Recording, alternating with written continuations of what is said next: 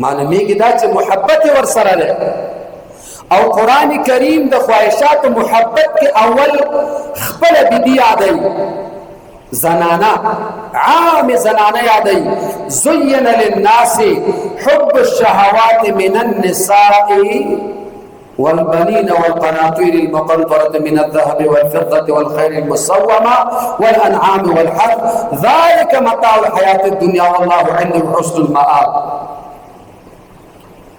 الله تعالی په حب د شهواتو کې چې انسان ته په خواهشاتو کې څه شی اول نږدې دی، هغه خپله ښځه. دلته الله تعالی فرمایي ورزقکم من الطیبات، او رزق درکړي تاسو ته د پاکو اشیاو نه.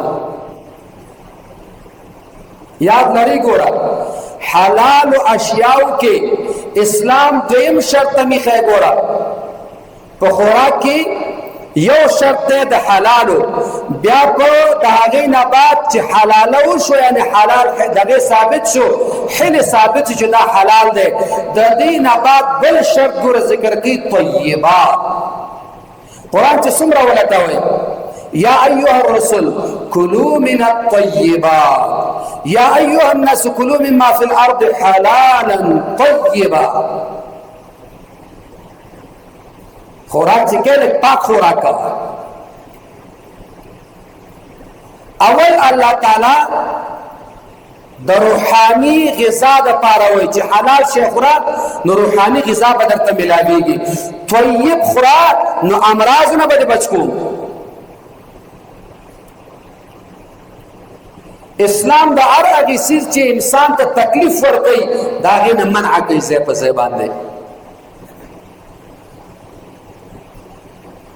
نو الله جل جلاله ځان در پیژني، ما وپیژنئ زه هغه ذات یم چې ما تاسو پیدا کړي یئ او تاسو دپاره مې جوړې پیدا کړي دي، د هغې جوړو نه مې درته اولاد پیدا کړی دی، مینه مې د هغې په زړونو کې ستاسو پیدا کړې او ستاسو په زړونو کې مې هغې ته مینه پیدا کړې ده او تاسو ته مې حلال او پاک څیزونه درکړي دي د خوراک. افبالباطل یؤمنون وبنعمت الله هم یکفرون. دا خلک اوس هم په باطله باندې ایمان راوړي، دوی اوس هم بتان مني، د الله د نعمت ناشکري کوي. بل آیت کې الله جل جلاله فرمایي ومن آیاته ان خلق لكم من انفسكم ازواجا لتسكنوا الیها وجعل بینکم موده ورحمه.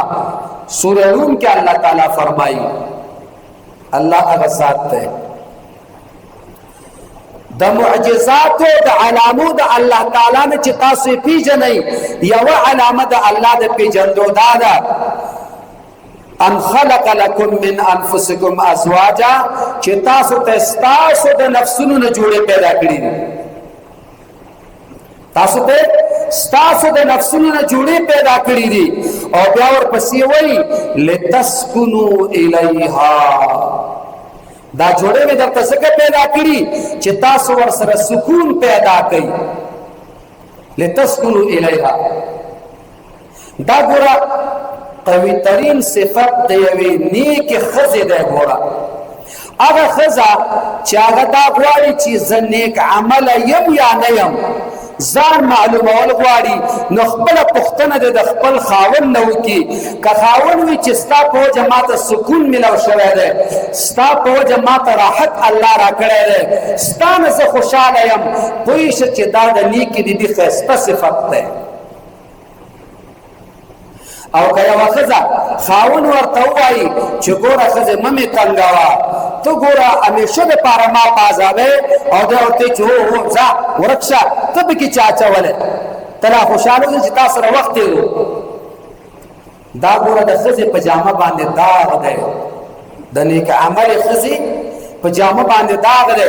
باید چې یوه ښځه داسې وخت تېر کړي چې خپل خاوند ترېنه راضي وي،